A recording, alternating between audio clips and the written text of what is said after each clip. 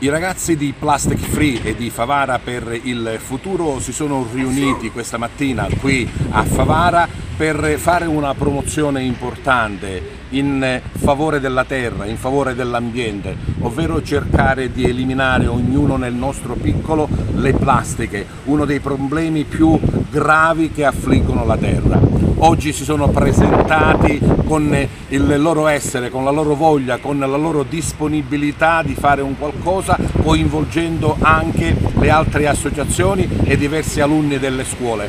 Plastic Free si può fare.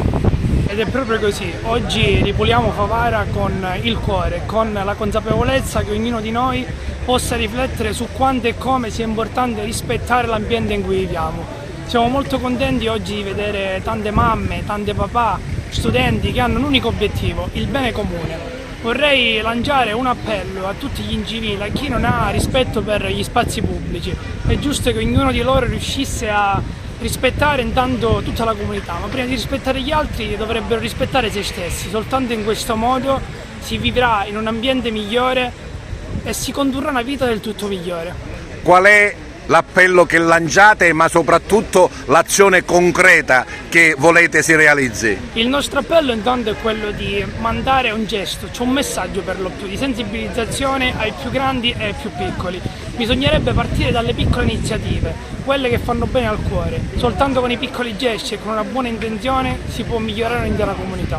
Anche voi materialmente in questi giorni avete proprio ripulito da un po' di plastica Favara. Esatto, ripuliamo Favara non soltanto con i rifiuti, non soltanto con tutto ciò che spesso ci ritroviamo per terra, ma lo facciamo con il cuore. Ripuliamo anche le menti, le abitudini delle persone per sperare in un mondo del tutto migliore. Che è proprio questo che facciamo, puntiamo il dito sulla pericolosità della plastica e nell'inquinamento soprattutto, perché è un materiale che resta all'infinito nel nostro ambiente e noi ogni settimana ingeriamo una scheda telefonica, un bancomat di plastica.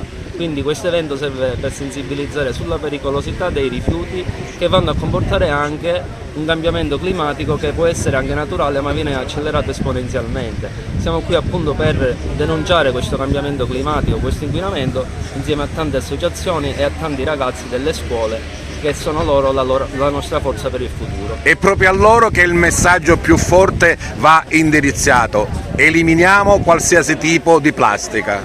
Sì, il messaggio va indirizzato a loro, ma come dico ultimamente non dobbiamo educare i giovani perché sono loro gli incivili, anzi loro subiscono l'esempio dei più grandi, quindi noi vogliamo che siano i giovani a dare l'esempio ai più grandi, perché anche i più grandi sono parte di questa società.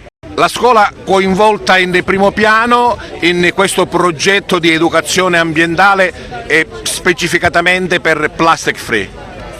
Sì, abbiamo voluto coinvolgere i nostri alunni, in particolare gli alunni del primo anno, perché si parte dai giovani per poter migliorare l'ambiente. I ragazzi saranno gli adulti del domani e quindi parte tutto dai giovani per migliorare tutto, per tutelare gli animali, per tutelare il nostro ambiente e per salvaguardare il mondo. Concretamente cosa fa la scuola? La scuola già ha avviato diverse iniziative, anche a partire dalle stesse classi, dove i ragazzi si impegnano sin dai primi giorni a riciclare, a riutilizzare, a fare dei progetti tali da poter mostrare anche agli altri che si lavora in questo settore.